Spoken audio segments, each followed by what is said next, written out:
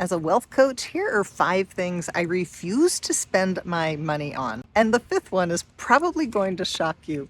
First, designer purses. Any designer thing that you spend extra on to get the logo, I just don't care. And I love my Bagalini purse. They've got all the right little compartments and pockets. They're lightweight. They last forever. They were designed by flight attendants. And when my current one wears out, I'll buy another one. The whole changing of the purses thing to match your outfit, I don't really get it.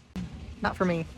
2, first class seats on a plane. And I love traveling and splurging when I'm traveling. But the airline seat is not the thing that I'm going to splurge on. Now, I definitely want to choose where I sit on the plane. Don't want to be sitting in the back with the crying children by the restroom. I'm going to be much more likely to spend money on a nice meal out, entertainment, a nice hotel. These are the things I'm going to remember. I'm not going to look back 5 years later and say, I remember seat 2A, it was amazing. But I am going to remember the concert that I splurged for in Hawaii.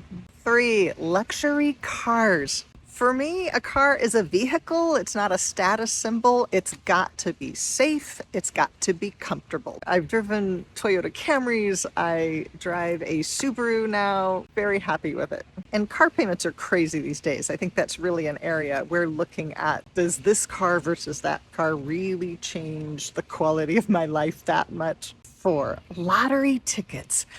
I just don't think about it. I don't spend money on lottery tickets. The odds are not in my favor. And it's kind of fun if somebody wants to give me a lottery ticket for my birthday or for Christmas, I don't have a judgment around that, but it's just not something I spend money on. If we haven't met yet, I'm Kate, and I love helping folks over 50 close that gap between where they are and their richest life, where work becomes optional. Now, I said the 5th one is going to shock you.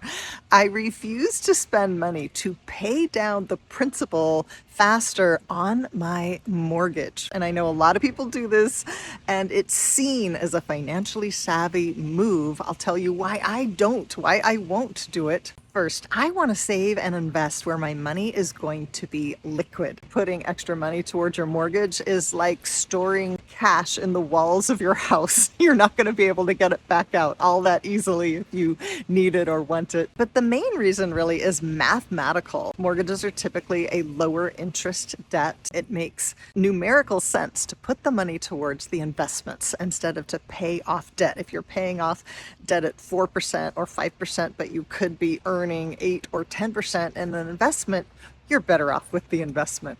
Join me for my next free training. It's going to be about investing. Beat the market with ETF Investing. Comment ETF or check out my link in bio. It's happening August 20th. I'd love to know what you refuse to spend money on. Tell me in the comments.